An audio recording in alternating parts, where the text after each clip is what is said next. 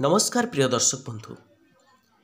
जदि आपण जनातरे किंबा अजनातरे जदि शारीरिक संपर्क रखिबा समय रे एही दुईटी विराट भूल करूचंती ताहले केबे भी आपणक स्त्री सहित आपणकर पड़िबो नाही।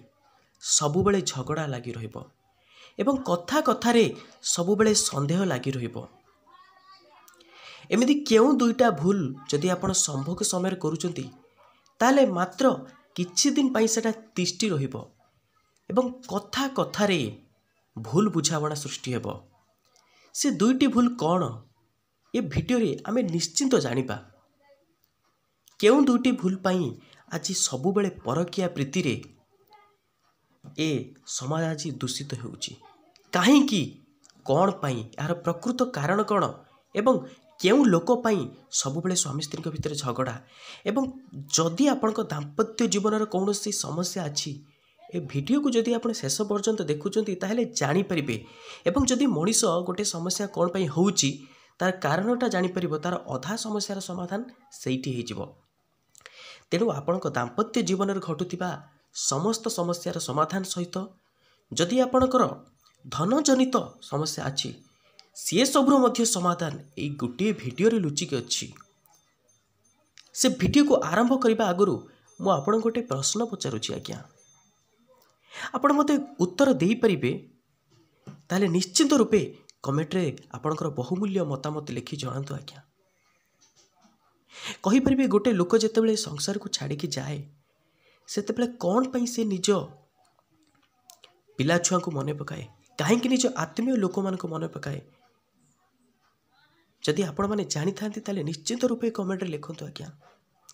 कारण मनीष रे जहाँ सबू मनीष रोजगार करे जहाँ सबू से कमाए से सबू टेम्परारी जिनस कौन टंका आज अच्छी काली नहीं आज नहीं काली के आसीबो।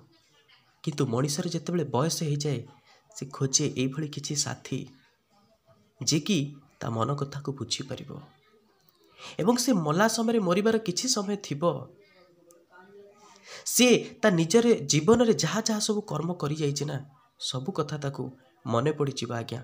से खोजिबो मोर निजर लोक किए अछंती को मनीष मानक मु कमेछि को मनीष माने मो संपर्क रे अछंती तांको टिके डाक मु टिके तांको टिके देखिबी ना कि धन संपत्ति सेते बेले से खोजे।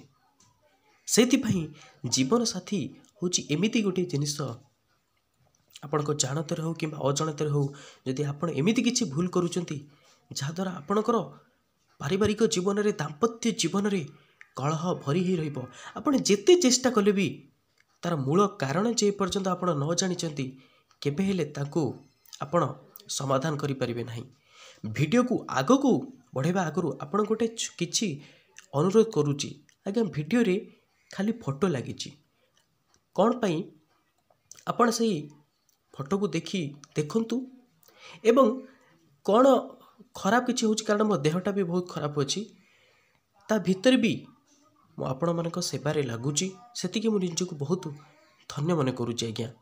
जदि किसी कौन सी भूल भाल हुए ताले आपण क्षमा करदेबे एवं वीडियो रे कुहा जाउथिबा प्रत्येक शब्दटी को ध्यान दे सुनिबे एही कहानी रे थिबा प्रत्येक मूल्यवान कथाटी को जानिबे एवं शेष रे निहाती रूपे जानिबे। ये वीडियो किछि समय वीडियोटी शेष हौ हौ आपण को एमिति किछि ज्ञान मिलिबो जहाँ द्वारा कि जो लोकटी के वीडियो को शेष पर्यंत देखी तार पारिवारिक जीवन रे दाम्पत्य जीवन रे एवं धनजनित आସୁଥିବା प्रत्येक समस्यार समाधान चुटकी रे हो आज्ञा।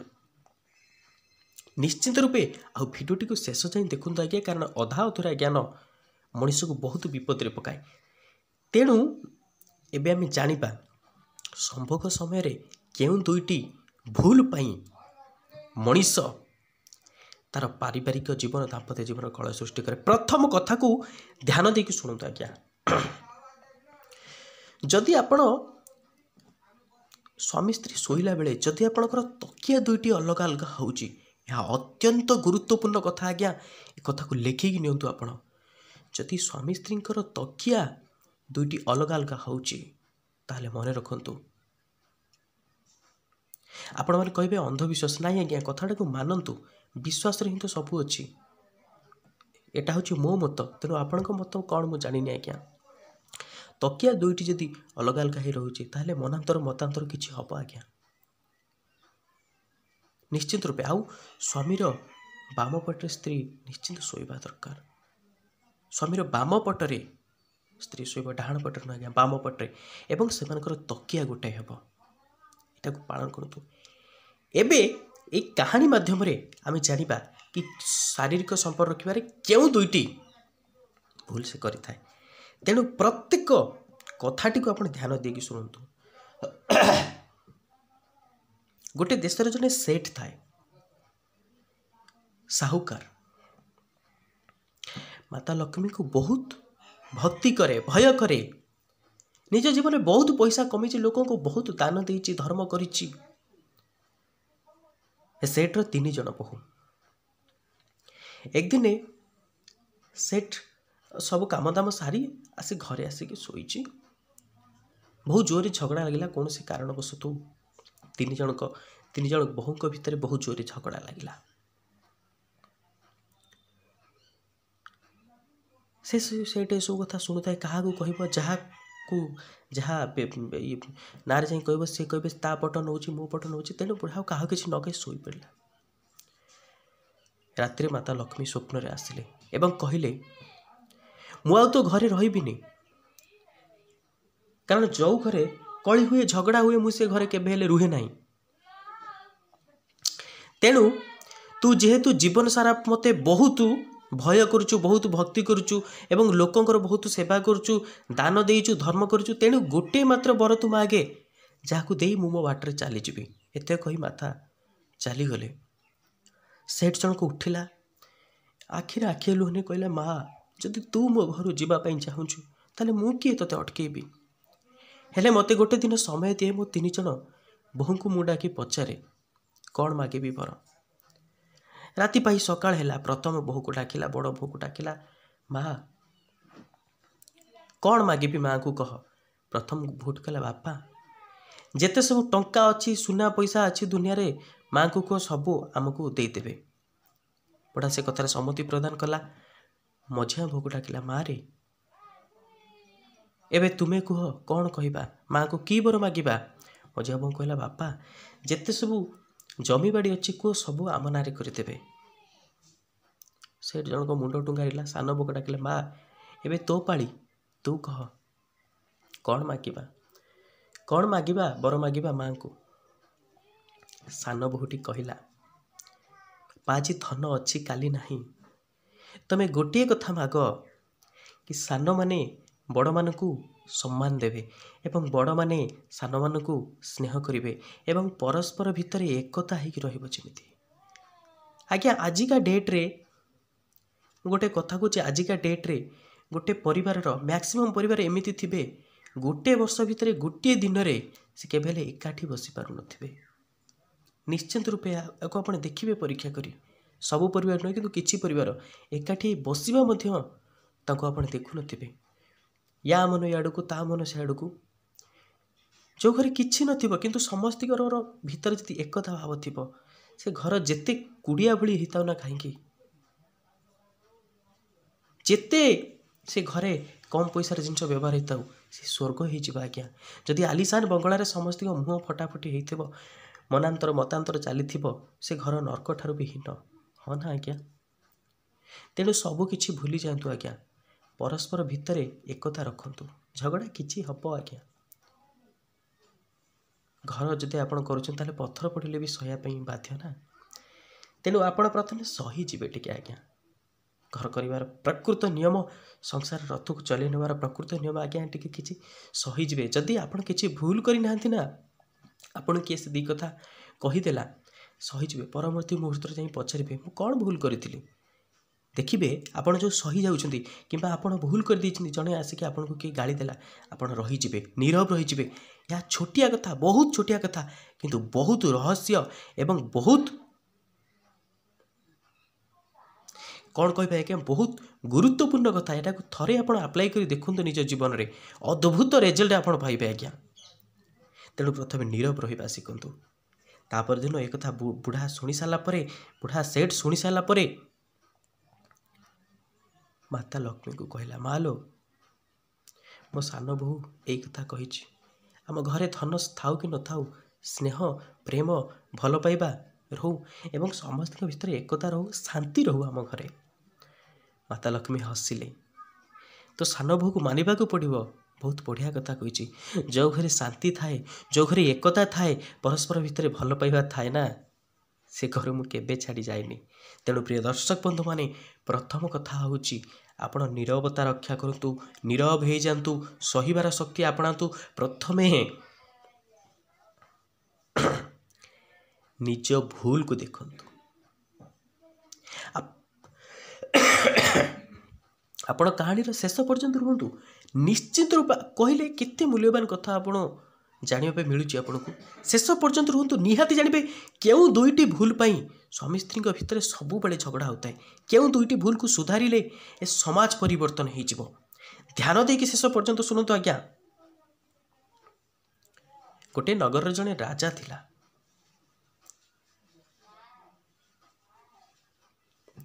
ସେ ନିଜର ପ୍ରଜାମାନଙ୍କୁ ନିଜର ପରିବାର ଠାରୁ ମଧ୍ୟ ଅଧିକ ଭଲ ପାଉଥିଲା, ପରିବାର ବୋଲି ଭାବୁଥିଲା। ଭଗବାନ ମଣିଷକୁ ସବୁ କଥାରେ ପରିପୂର୍ଣ୍ଣ କରିନଥାନ୍ତି, କିଛି ନା କିଛି ତାକୁ ଅଭାବ ରଖିଥାନ୍ତି। ରାଜାଙ୍କ ମନରେ ଟିକେ ଦୁଃଖ କ'ଣ ଥିଲା? ଟଙ୍କା ପଇସାରେ ତ ଅମାପ ତାଙ୍କର ସମ୍ପତ୍ତି ଥିଲା, କିନ୍ତୁ ଟିକେ ଦୁଃଖ ଥିଲା କ'ଣ? କିଛି ଦିନ ହେଲା ସେ ଦେଖୁଥିଲେ ତାଙ୍କର ସ୍ତ୍ରୀ ଟିକେ ବିଷାଦଗ୍ରସ୍ତ ଅଛନ୍ତି। କାହା ସହିତ ଭଲସେ କଥା ହେଉନାହାନ୍ତି, ଠିକ୍ସେ ଖାଉନାହାନ୍ତି, ରୋଗିଣା ଭଳିଆ ହେଇଗଲେଣି।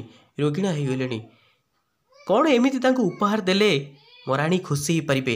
ଏଇ କଥା ଚିନ୍ତା କରୁ କରୁ ମନରେ ତାଙ୍କର ଥିଲା କେଉଁ ଉପହାର ଦେବା। ରାଜକାର୍ଯ୍ୟରେ ବ୍ୟସ୍ତ ରହିଥାନ୍ତି, ତାଙ୍କୁ ସମୟ ଦେଇପାରୁନଥାନ୍ତି। ଏକ ଦିନେ ଆଜ୍ଞା ଦେହ ଖରାପ, କିନ୍ତୁ ଆପଣମାନେ এই କାହାଣୀରେ କୁହାଯାଉଥିବା ଅତି ମୂଲ୍ୟବାନ କଥାକୁ ଧ୍ୟାନ ଦେଇ ଶୁଣନ୍ତୁ ଆଜ୍ଞା। ଏକ ଦିନେ ନଗର ଭ୍ରମଣ କରୁ କରୁ, କ୍ଷମା ଚାହୁଁଛି ଆଜ୍ଞା, ମୋର ଦେହ ଖରାପ, କିନ୍ତୁ ଆପଣମାନେ କାହାଣୀରେ ଧ୍ୟାନ ଦେଇ ଶୁଣନ୍ତୁ କାହାଣୀକୁ। ନଗର ଭ୍ରମଣ କରୁ କରୁ ସେ ଦେଖିଲେ ଏକ ମୂର୍ତ୍ତି କାରିଗରଟିଏ ଅତ୍ୟନ୍ତ ସୁନ୍ଦର ଭାବରେ ମୂର୍ତ୍ତି ତିଆରି କରୁଛି ତ, କିନ୍ତୁ ସେ ମୂର୍ତ୍ତିରେ ଏମିତି କିଛି ଅଛି ଯାହାକି ଆଉ ସବୁ ମୂର୍ତ୍ତିରେ ନାହିଁ। ସତେ ଯେପରି ପୁରା ଜୀବନ୍ତ ମୂର୍ତ୍ତି ସେଠି ଅଛି, ଜୀବନ୍ତ ମୂର୍ତ୍ତି। ପଚାରିଲେ ଯାଇକି, ବାବା ବହୁତ ବଢ଼ିଆ ମୂର୍ତ୍ତି ତୁମେ ତିଆରି କରୁଛ, ମୁଁ ମୋ ରାଣୀଙ୍କର ରୂପ ବର୍ଣ୍ଣନା କରିବି, ତାଙ୍କର ସୁନ୍ଦର ହରିଣୀ ଆଖି ବର୍ଣ୍ଣନା କରିବି ଏବଂ ତାଙ୍କ ଚନ୍ଦ୍ର ଭଳି ମୁହଁ କଥା ମୁଁ ବର୍ଣ୍ଣନା କରିବି, ଯାହାକୁ ଥରେ ଯିଏ ଦେଖିବ ନା ସେ ବାରମ୍ବାର ଦେଖିବା ପାଇଁ ଇଚ୍ଛା କରୁଥିବ। ଠିକ୍ ସେଇଭଳି ବନେଇବ। ଆଉ ଯଦି ଅବିକଳ ମୋ ରାଣୀଙ୍କ ଭଳି ତୁମେ ମୂର୍ତ୍ତି ବନେଇଦେଲ, ତାହେଲେ ତୁମେ ଯେତେ ଧନ ଚାହିଁବ ମୁଁ ସେତେ ଧନ ଦେବି ଏବଂ ସାରା ଜୀବନ ପାଇଁ ମୋ ରାଜସଭାରେ ଆପଣଙ୍କୁ ଏକ ଉଚ୍ଚ ପଦସ୍ଥ କର୍ମଚାରୀ ହିସାବରେ ମୁଁ ନିଯୁକ୍ତି ଦେବି। ଆଉ ହଁ, ଯଦି ମୋ ରାଣୀଙ୍କ ମନକୁ ଦୁଃଖ ହେଲା, ଯଦି ମୋ ରାଣୀଙ୍କ ଭଳି ଅବିକଳ ମୂର୍ତ୍ତିଟି ତୁମେ ତିଆରି ନ କରିପାର, ତାହେଲେ ତୁମକୁ ମୃତ୍ୟୁଦଣ୍ଡ ଦିଆହେବ। ଏ କଥା କହି ରାଜା ଚାଲିଗଲେ। ମୂର୍ତ୍ତି କାରିଗରଟି ମନେ ମନେ ଚିନ୍ତା କଲା, ଇଏ କି ଅଡ଼ୁଆରେ ପକାଇଲ ପ୍ରଭୁ ମୋତେ, ମୁଁ ଯେମିତି ଥିଲି ଭଲ ଥିଲି, ଏ ରାଜା ଆସି କହିଲେ ଏପଟରେ ମୋ ଜୀବନ ମରଣର କଥା, ଆଉ ଗୋଟେ ଏପଟରେ ଧନ ସମ୍ପତ୍ତି, କ'ଣ ଦରକାର ମୋତେ ଧନ ସମ୍ପତ୍ତିକୁ? ହେଲେ ରାଜା କହିଛନ୍ତି କଥା ତ ମାନିବା ପାଇଁ ପଡ଼ିବ। ଦେଖାଯାଉ ଭଗବାନ ଆପଣଙ୍କର ଲୀଳା କ'ଣ ହେଉଛି। ଆପଣଙ୍କ ବିନା ତ ଗଛର ପତ୍ରଟିଏ କଅଁଳେ ନାହିଁ। କ'ଣ ହେଲା? ମନ ଭିତରେ ଡର ରହିଲା, ଭୟ ରହିଲା, ମନ ଭିତରେ ମୂର୍ତ୍ତି ତିଆରି କଲା ରାଣୀଙ୍କର। ରାଜା କହିବା ହିସାବରେ ମୂର୍ତ୍ତି ତିଆରି କଲା। ଯେତେ ସୁନ୍ଦର ମୂର୍ତ୍ତି ତିଆରି କଲେ ଭଳି ଆଉ ପୂର୍ବ ଭଳି ମୂର୍ତ୍ତି ତାଙ୍କ ହାତରୁ ଉତୁରି ପାରିଲା ନାହିଁ ଆଜ୍ଞା। କାରଣ ମଣିଷ ମନ ଭିତରେ ଭୟ ରହିଲା ନା, ଉତୁରିବ କେମିତି କ'ଣ? ଆଉ ସୁନ୍ଦର ମୂର୍ତ୍ତି ହେଇପାରିଲା ନାହିଁ। ଆଉ ମାତ୍ର 3 ଦିନ ଅଛି, କ'ଣ ହେବ? ମନେ ମନେ ଚିନ୍ତା କଲା, ଏ ରାଜ୍ୟ ଛାଡ଼ି ଚାଲିଯିବି, ଦୀପା ତ ଆଗେଇଛି। କହିଲା ନା, ମୁଁ ଚାଲିଗଲେ ସେମାନେ ଯଦି ମୋତେ ନ ପାଇବେ, ମୋ ପରିବାର ଲୋକଙ୍କୁ, ମୋ ଛୋଟ ଛୋଟ ପିଲା ଛୁଆଙ୍କୁ ବହୁତ ହଇରାଣ କରିବେ, ବହୁତ ତାଙ୍କୁ ଦୁଃଖ ଦେବେ, କଷ୍ଟ ଦେବେ। ତା ଅପେକ୍ଷା ମୁଁ ଏଇ ରାଜ୍ୟ ରହିବି, ଯାହା କରିବା କଥା ସେ ମୋ ସହିତ କରନ୍ତୁ, ମାରିଦେଲେ ମୋ ଜୀବନକୁ ମାରି ଦିଅନ୍ତୁ। ମନ ଦୁଃଖ କରି ଚାଲୁଥାଏ ଆଜ୍ଞା। ବାଟରେ ଯାଉ ଯାଉ ଏକ ସାଧୁ ଦେଖା ହେଲେ। ପଚାରିଲେ, କାହିଁକି ବାବା ଏମିତି ମନ ଦୁଃଖ କରୁଛ, କ'ଣ ପାଇଁ ମନ ଦୁଃଖ କରୁଛ? କହିଲା, ଆଜ୍ଞା ଏଇଭଳି ସବୁ ଅସୁବିଧା। ସାଧୁ ଜଣକ ହସିଲେ, କହିଲେ ଭଗବାନଙ୍କ ବିନା ଗଛରୁ ପତ୍ରଟିଏ କଅଁଳେ ନାହିଁ ଏବଂ ଗଛରୁ ପତ୍ରଟିଏ ମଧ୍ୟ ଝଡ଼େ ନାହିଁ। ମଣିଷ କିଏ କାହାକୁ ମାରିବ? ତମେ ନିଜର କର୍ମର ଫଳକୁ ଭଗବାନଙ୍କ ପାଖରେ ସମର୍ପଣ କରିଦିଅ, ଦେଖିବ ସବୁକିଛି ସମାଧାନ ହେଇଯିବ। ଏ କଥା ଶୁଣି କାହିଁକି ସେ ମୂର୍ତ୍ତିକାରୀଠୁ ବହୁତ ଭଲ ଲାଗିଲା। ତାପର ଦିନ ସକାଳେ ତା ମୁଣ୍ଡରେ କ'ଣ ଭଗବାନ ବୁଦ୍ଧି ଦେଲେ, ଭଗବାନ ଯାହାପରେ ସାହା ହେବେ ନା, ପଙ୍ଗୁ ଗିରି ଲଙ୍ଘିଯିବ ଆଜ୍ଞା। ତାପର ଦିନ ସକାଳ ହେଲା, ରାଜମହଲକୁ ଗଲା ଅତି ସାହସ କରିକି ମୂର୍ତ୍ତି କାରିଗରଟି ଏବଂ ରାଜାଙ୍କୁ ଯାଇ କହିଲା, ମଣିମା ମୁଁ ଟିକେ ରାଣୀଙ୍କୁ ଥରୁଟେ ଦେଖା କରିବାକୁ ଚାହେଁ। ରାଜା କହିଲେ, କ'ଣ ପାଇଁ? ହଠାତ୍ ରାଗିଗଲେ, କ'ଣ ପାଇଁ ରାଣୀଙ୍କୁ ଦେଖା କରିବ? ମୂର୍ତ୍ତି କାରିଗରଟି କହିଲା, ଆଜ୍ଞା ଆପଣ କହୁଛନ୍ତି ଆପଣ ରାଣୀଙ୍କ ଭଳି ଅବିକଳ ମୂର୍ତ୍ତିଟି ତିଆରି କରିବା ପାଇଁ, ହେଲେ ମୁଁ ଯଦି ଥରୁଟେ ତାଙ୍କୁ ଯଦି ନ ଦେଖେ, କେମିତି କ'ଣ ତାଙ୍କ ଭଳି ଅବିକଳ ମୂର୍ତ୍ତିଟି ମୁଁ ତିଆରି କରିବି? ଥରୁଟିଏ ମୋତେ ଖାଲି ଦେଖିବାକୁ ଦିଅନ୍ତୁ, ଯାହାଦ୍ୱାରା ମୁଁ ଅତି ସୁନ୍ଦର ଭାବରେ ମୂର୍ତ୍ତି ବନେଇବି। ରାଜା କହିଲେ, ହଉ ଠିକ୍ ଅଛି, ତୁମେ ଯାଅ। ମୂର୍ତ୍ତି କାରିଗରଟି ଯାଇ ରାଣୀକୁ ପଚାରିଲା, ମା ମୋତେ କହିପାରିବେ ବିବାହିତ ନାରୀ ଜୀବନରେ ସବୁଠାରୁ ଦୁଃଖ ସମୟ କେତେବେଳେ ଆସିଥାଏ ଏବଂ ସବୁଠାରୁ ସୁଖ ସମୟ କେତେବେଳେ ଆସିଥାଏ? ଦୟାକରି ମୋତେ କୁହନ୍ତୁ। ରାଣୀମା କହିଲେ, ଗୋଟେ ବିବାହିତ ନାରୀ ଜୀବନରେ ସବୁଠାରୁ ଦୁଃଖ ସମୟ ସେତେବେଳେ ଆସିଥାଏ ଯେତେବେଳେ ଗୋଟେ ପୁରୁଷ ପାଇଁ ସେ ନିଜ ଘର ପରିବାର ସମସ୍ତଙ୍କୁ ଛାଡ଼ି ଆସିଥାଏ ଏବଂ ସ୍ୱାମୀ ସାଙ୍ଗରେ ସାଥ ଦେବା ପାଇଁ ତା 20 ବର୍ଷ 25 ବର୍ଷର ସେ ଯାହା ତାର ଦିନଚର୍ଯ୍ୟା ବିତେକି ଆସିଥାଏ ତାକୁ ବଦଳାଇବା ପାଇଁ ପଡ଼ିଥାଏ। ଯଦି ସେହି ଲୋକଟି ତାକୁ ଭଲ ଭାବରେ ବୁଝିପାରେ, ତାକୁ ସମୟ ଟିକେ ଦିଏ, ତାକୁ ସମ୍ମାନ ଦିଏ, ପ୍ରତି କଥାରେ ତାକୁ ସାଥ ଦଉଥାଏ, ତାହେଲେ ସେଇଟା ହେଉଛି ନାରୀ ଜୀବନର ସବୁଠାରୁ ସୁଖ ମୁହୂର୍ତ୍ତ। ଆଉ ୟାର ଅପୋଜିଟ୍ଟା, ୟାର ପରବର୍ତ୍ତୀଟା ହେଉଛି ରାଣୀଙ୍କର ଗୋଟେ ନାରୀ ଜୀବନର ସବୁଠାରୁ ଦୁଃଖ ସମୟ। ଅର୍ଥାତ୍ ଗୋଟେ ନାରୀ ଜୀବନର ସବୁଠାରୁ ଦୁଃଖ ସମୟ ସେତେବେଳେ ହେଇଥାଏ ଯେତେବେଳେ ତା ସ୍ୱାମୀ ତାକୁ ବୁଝେ ନାହିଁ, କଥାରେ ଗାଳି ଗୁଲଜ କରେ, ମାରେ, ବହୁତ ଖରାପ କଥା କରି କୁହେ ଏବଂ ସେ ନାରୀ ପାଖରେ ସନ୍ତାନଟିଏ ନଥାଏ। ସେଇଟା ହେଉଛି ନାରୀ ଜୀବନର ସବୁଠାରୁ ଦୁଃଖ ସମୟ। ଏବଂ ସୁଖ ସମୟ କେତେବେଳେ? ଯେତେବେଳେ ତା ପାଖରେ ସନ୍ତାନଟିଏ ଥାଏ, ତା ସ୍ୱାମୀ ତାକୁ ବୁଝିପାରୁଥାଏ। ଯେତେ ପରିସ୍ଥିତି ଆସୁନା କାହିଁକି, ଯେତେ ଯାହା ପରିସ୍ଥିତି ଆସୁନା କାହିଁକି, ତା ସ୍ୱାମୀ କେବେ ହେଲେ ତାକୁ ସନ୍ଦେହ କରେ ନାହିଁ, ସବୁବେଳେ ତା କଥାକୁ ବୁଝେ ମୋ ସ୍ତ୍ରୀ କ'ଣ କହୁଛି। ସେଇଟା ହିଁ ନାରୀ ଜୀବନର। ଏବେ ରାଣୀ କହିଲେ, ଆପଣ ବୁଝିପାରୁଥିବେ ମୂର୍ତ୍ତି କାରିଗର, କେଉଁଟା ନାରୀ ଜୀବନର ସବୁଠାରୁ ସୁଖ ସମୟ ଏବଂ କେଉଁଟା ନାରୀ ଜୀବନର ସବୁଠାରୁ ଦୁଃଖ ସମୟ। ପ୍ରତ୍ୟେକ ବ୍ୟକ୍ତି ଯଦି ଭିଡ଼ିଓଟିକୁ ଟିକେ ଲାଇକ୍ଟେ କରୁନାହାନ୍ତି, ତାହେଲେ ଲାଇକ୍ଟେ କରି ଚ୍ୟାନେଲକୁ ସବସ୍କ୍ରାଇବ୍ କରି ଅଲ୍ ନୋଟିଫିକେସନକୁ କ୍ଲିକ୍ କରନ୍ତୁ ଆଜ୍ଞା। ତାପରେ କ'ଣ ହେଲା, ପୁରା ନୀରବତା ଛାଇଗଲା।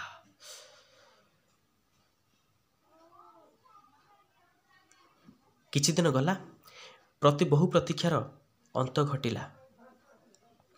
ମୂର୍ତ୍ତି କାରିଗରଟି ଆସିଲା, ହେ ରାଜନ, ଆପଣଙ୍କର ମୂର୍ତ୍ତି ପ୍ରସ୍ତୁତ ହୋଇଯାଇଛି। ରାଜା ଯାଇ କହିଲେ ମନ୍ତ୍ରୀଙ୍କୁ, ତୁମେ ସମସ୍ତଙ୍କୁ ଡକାଅ ଏବଂ ରାଜସଭା ଡକାଅ। ରାଜା ଯାଇକି ରାଣୀକୁ କହିଲେ, ରାଣୀ ଆସନ୍ତୁ, ଦେଖିବେ ଆପଣଙ୍କର ଉପହାର, ଜନ୍ମଦିନର ଉପହାର ପ୍ରସ୍ତୁତ ଅଛି। ରାଣୀ ଯେତେବେଳେ ଦେଖିଲେ, ମୂର୍ତ୍ତି ଉପରେ ଯେତେବେଳେ କପଡ଼ାଟା କାଢ଼ିଦେଲେ ଏବଂ ଦେଖିଲେ, ଖୁସିରେ ତାଙ୍କର ଆଖିରୁ ଲୁହ ଝରିବା ପାଇଁ ଲାଗିଲା। ଏବଂ ରାଜା ସେ ମୂର୍ତ୍ତିଟିକୁ ଦେଖି ଅତ୍ୟନ୍ତ ମର୍ମାହତ ହେଲେ। କ'ଣ ଥିଲା ସେ ମୂର୍ତ୍ତିରେ, ଆପଣ କିଛି ସମୟ ପାଇଁ ଭାବନ୍ତୁ ଆଜ୍ଞା, ତାପରେ ମୁଁ ତାର ଉତ୍ତର ଦେଉଛି।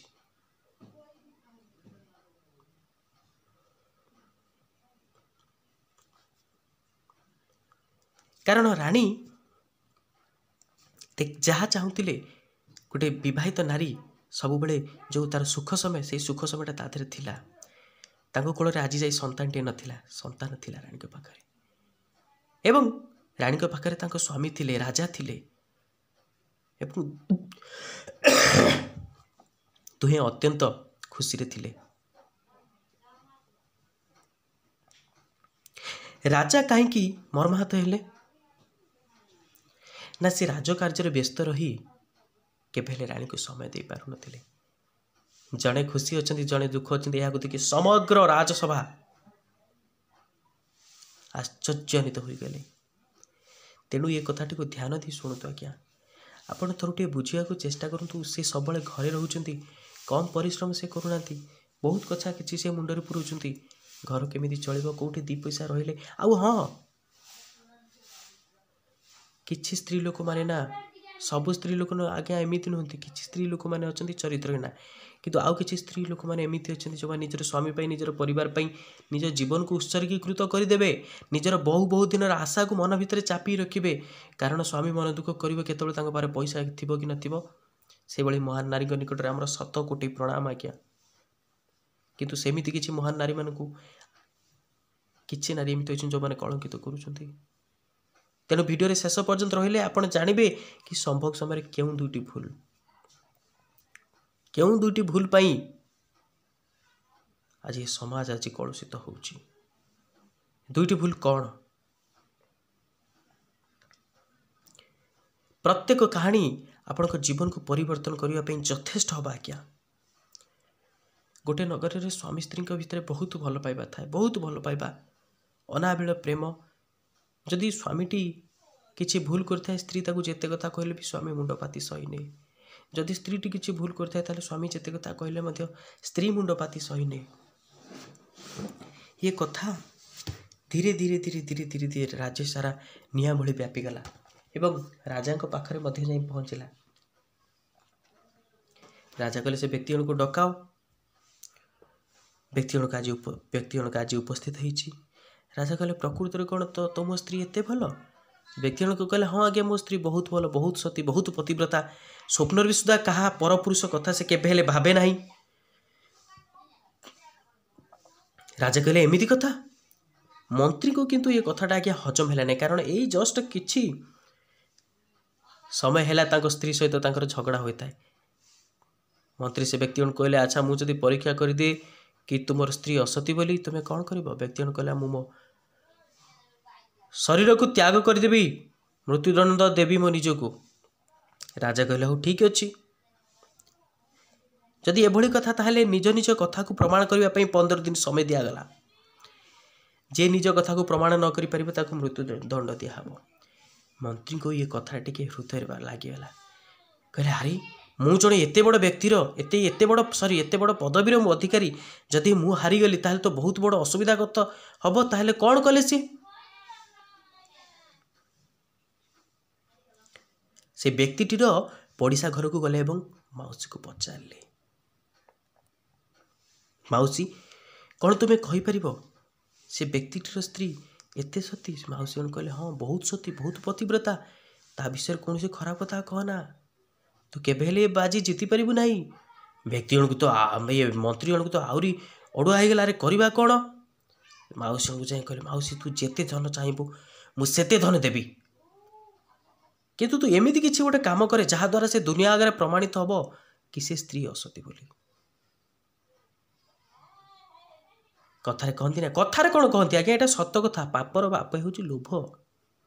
ଲୋଭଟା ହେଉଛି ପାପର ବାପ। ସେ ମାଉସୀ ଜଣକୁ ଟିକେ ଲୋଭ ଆସିଗଲା, କିଛି ଧନ ପାଇଗଲା। ଅଭିନୟ କଲା ସେ ସ୍ତ୍ରୀ ଲୋକଟି ପାଖରେ, ମା ଲୋ, ତୁ ପୁରା ମୋ ଝିଅ ଭଳିଆ ଦେଖାହେଉଛୁ। ତୁ ଯେତେ ମନା କରେ, ଯାହା ବି କିଛି କରେ, ମୁଁ ଆଜି ତୋତେ ଟିକେ ଗାଧେଇ ଦେବି, ଆଜି ଟିକେ ମନା କରିନି ମା ମୋତେ। ଏତେ ଅନୁରୋଧ ପରେ ସ୍ତ୍ରୀ ଲୋକଟି କହିଲା, ହଉ ଠିକ୍ ଅଛି ମା, ମୋତେ ଗାଧେଇ ଦିଅ, ତୁମେ ତ ମୋର ମା ବୟସର। ତାପରେ କ'ଣ ହେଲା? ସେ ମାଉସୀ ଜଣକ ତାକୁ ଗାଧେଇ ଦେଲା। କିଛି ସମୟ ଯାଇଛି,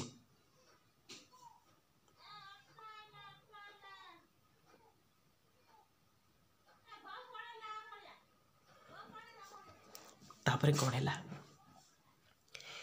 ସୁଯୋଗ ଦେଖି ସେ ସ୍ତ୍ରୀ ଲୋକଟିର ଦେଖିଲା କେଉଁଠି କଳାଯାଇ ଚିହ୍ନ କେଉଁଠି ଅଛି, ଦେଖିଲା ତା ବାମ ପଟ ଜଙ୍ଘରେ କଳାଯାଇ ଚିହ୍ନ ଅଛି। ସେଇ କଥା ସେ ମନ୍ତ୍ରୀକୁ ଯାଇ କହିଥିଲା ଏବଂ ମନ୍ତ୍ରୀ ରାଜସଭା ପୁଣି ରଖା ହେଲା। ମନ୍ତ୍ରୀ କହିଲେ, ସେ ବ୍ୟକ୍ତି ଜଣଙ୍କୁ ପଚାରିଲେ, କହିଲେ, ତୁ ବା କହୁଥିଲୁ ତୋ ସ୍ତ୍ରୀ ଏତେ ସତୀ ବୋଲି, ହେଲେ ତା ବାମ ପଟ ଜଙ୍ଘରେ ଗୋଟା କଳାଯାଇ ଅଛି, कौन मु ठीक कहूँ ना भूल कहूँ? व्यक्ति जन को पूरा आश्चर्य हो गले। पाद तलू माटी खसीगला। कहली कि कथा ये? राजा पचारे कौन जहाँ कहे ठीक? व्यक्ति जन कहले हाँ आज्ञा।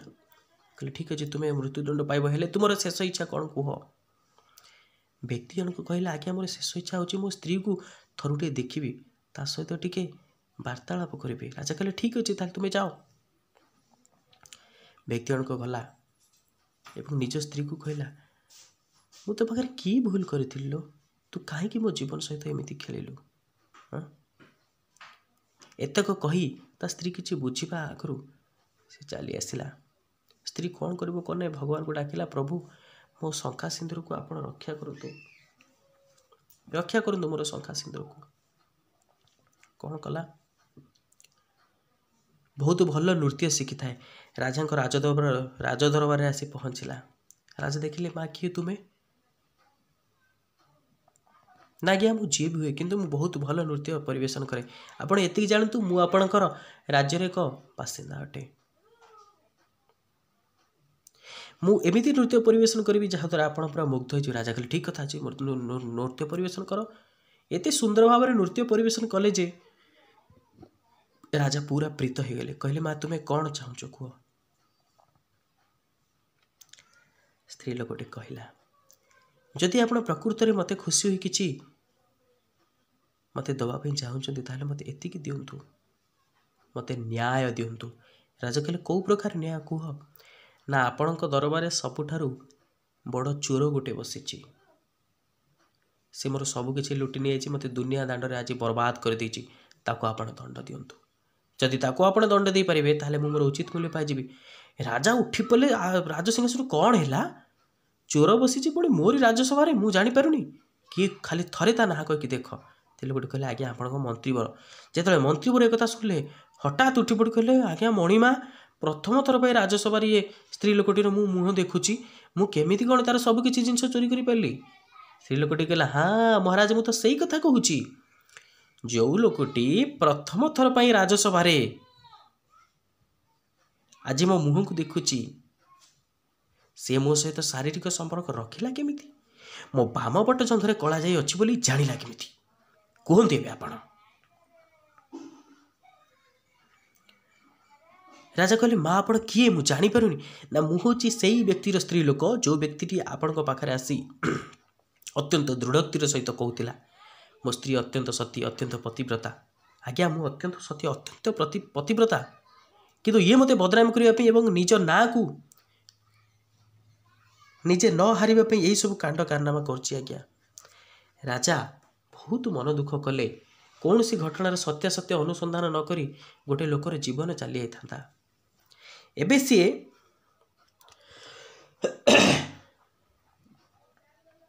मंत्री को कौन कले डाकिले एवं उचित कथा फैसला कले, तांको मृत्युदंड दंडित कले। तेणु जो व्यक्ति मैंने भावुंट सबु स्त्री लोक सामान आज्ञा से हाथ जोड़ी सान भाई रंजितर गोटे आकुल निवेदन, सबु लोक केबे सामान नुहति आज्ञा। सबु नारी सामान नुहति, सबु पुरुष सामान नुहति। निश्चिंत आपण मैंने शेष जानवे। तेणु ध्यान देकी ये भिडियोटी को शेष पर्यंत देखंतु।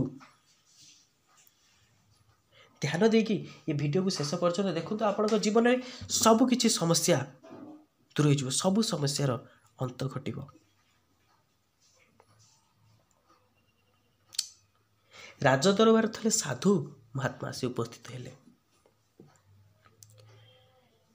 राजा तांको माने अतिथि सत्कार कले, भलसे तांकर खाइबा पीबार बंदोबस्त कले एवं पचारे एबे कहतु महात्मा आपण आसबार अभिप्राय कौन?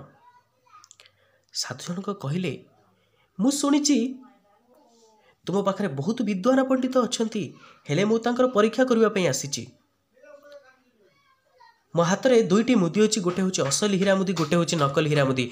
तुम पंडित मान भर जी कहीपर असली हीरा मुदीटा किए आउ सी दीटा मुदी एका भाया देखा पूरा। जी कहीपर असली हीरा मुदी किए सी असली हीरा मुदीटी तार हो, से असली हीरा मुदीटी संपूर्ण तार हो। समस्त पूरा राज्य पूरा होहाला पड़गला। एक हीरा मुदी की जी चिन्ह दे पार से हीरा मुदीटी तार हो। जेते सब विद्वान थे, जेते सब पंडित थे, समस्ते आज्ञा हार मानिले। राजा को चिंतित है कौन एत विद्वान पंडित मैंने सब अच्छा कहीं कहीपना किए असली किए आउ नकली किए। शेष एक अंध वृद्ध व्यक्ति जनक आसला एवं आसी कहला आज्ञा मु कहीपर। राजा कहले आपण कौन कहे केते केते लोक गले कहीं कहीपार आपण केमी कहे। अच्छा जदि कहते ताले नियंतु किछि समय पाई दुईटी एका देखा जाउथिबा दुईटी असली एवं नकली हीरा मुदीटी को नहीं सूर्य किरण रे छिड़ा हेले एवं किछि समय पर आसी से साधु महात्मा को कहले आज्ञा मो डाहाण हाथ रे थिबा मुदीटी होउची असली, मो बाम हाथ रे थिबा मुदीटी आज्ञा नकली। समस्त आश्चर्य हो गले। साधु कहले ठीक कथा कहिच, हेले तुम्हें जानिल केमिति? तुमको तो देखा भी जाएनी, तुम्हें जानिल केमिति कौन? वृद्ध व्यक्ति हसिले और कहले जोटा असली हीरा मुदी सेटा सूर्यंकर उत्ताप केबे हेले तार तापमात्रा बढ़ेबे नाई, तार निजर तापमात्रा रहिबो, किंतु जे नकली हीरा मुदी से फटकिन गरम हो जिवो आज्ञा। तेणु यह एक अत्यंत गुरुत्वपूर्ण कथा आज्ञा। जीवन में संसार रथ को आगे हेले मु प्रथम से कथा कही आपण को धैर्य धैर्य धैर्य धैर्य दरकार एवं नीरवता आपण को शिखिबा। जदि आप नीरवता को जदि आप न शिखुंट ताले आपण जीवन में किसी भी करें ना। तेणु नीरवता को आपण जीवन अस्त्र करंतु, सबकि समस्या समाधान हो। एबे आसबा आम प्रश्नर उत्तर को। जदि आप केवल शारीरिक संपर्क पाई केवल आपणकर जदि इंटेंशन थाए कि जन सहित शारीरिक संपर्क रखी ताकू धोखा देवा, ताले आपण जीवन में बर्बाद हो जिवे। से स्त्री हूँ कि पुरुष हूँ, आ जो मैंने भल लोक सहित धोखा करती ना से भगवान को सहित धोखा करते। आउ भल लोक मैंने क्षमा कर दियंतु, किंतु भगवान तांको केबे हेले क्षमा करते ना आज्ञा।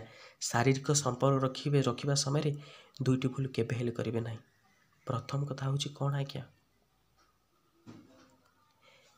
केबे हेले केवल सुंदर देखा जाउथिबा गोटे पुरुष को किंबा सुंदर स्त्री हेले पुरुष को एवं पुरुष हेले नारी को सुंदर रूप को सुंदर देखी ता सहित शारीरिक संपर्क रखिबापाई रखिकी ताकू जीवन साथी करने जदि आप भावुता ताले आप बहुत बड़ भूल करते। जदि केवल रूप देखिले ये सुंदर देखा जाउची या सहित शारीरिक संपर्क रखापी भल हम मुझे बाहबी ताकू जीवन संगीन करी ता मोर कहबार अर्थ हूँ या जदि आप केवल रूप को देखी बाहाउचंती ताले आपण जीवन में बहुत बहुत बहुत पछतेबे आज्ञा। निश्चित रूपे बहुत पछतेबे। तार अर्थ यह नुहे जे सबु सुंदर स्त्री लोक माने खराब नहीं आज्ञा, किंतु किछि एमिति अछंती जो माने केवल रूप को देखी निजर जीवन साथी करूछंती। केबे हेले सेमिति करंतु नहीं आज्ञा। जीवन में बहुत पछतेबे। गुण को देखंतु, निश्चित रूपे गुण को देखंतु। प्रत्येक मनुष्यर डार्क साइड थाए। से लोक जो माने धोखा देवे ना सी आपण आगे प्रथमे आपण को एमिति व्यवहार करेंगे जमी वर्ष वर्षकर संपर्क आपण कौटी थिला से आसी पहुँची आपण आगे निजक भल हेबाई देखेबे, किंतु आपण देखंतु तांकर डार्क साइड कौन, तांकर खराब गुण कौन। कारण प्रत्येक मनुष्यर भल गुण थाए खराब गुण थाए। मोर मध्य भल गुण अच्छी, मोर मध्य खराब गुण अच्छी, किंतु गोटे पुरुष सहिब गोटे स्त्री लोकर सबू खराब गुण को सहिब। जदि से अलसुआ है कि कौन है सबू कथा को मैनेज कर नेब, किंतु से स्त्री लोकटा जदि पर पुरुष सांगे कथा है रहा ताहले कौन हेब। तेणु आपण मैंने ए कथा को सबु बेले ध्यान देकी देखंतु आज्ञा। काले से समस्त तो खराब गुण थाए, कारण से ही गुणटा एते खराब न हो से परपुरुष सांगर रो जने केते सहिब। तेणु ना है क्या आपण देखंतु डार्क साइड कौन मिसवा चेष्टा करंतु। यह अत्यंत गूढ़ वीडियो निश्चिंत रूपे आप कमेंट लिखुत रंजित भाई पार्ट 2। एवं जदि कौन त्रुटि वित्रुटि थाए आपन को क्षमा मागुच आज्ञा हाथ जोड़ी ए सान भाई रंजित को क्षमा कर दिंतु। आपण को महान हृदय जदि किसी भूल थाए ताले क्षमा कर दिंतु। भलरे रुहतु आज्ञा। देखा परवर्ती भिडियो निजर जत्न नौ भलरे रुहतु। जय जगन्नाथ।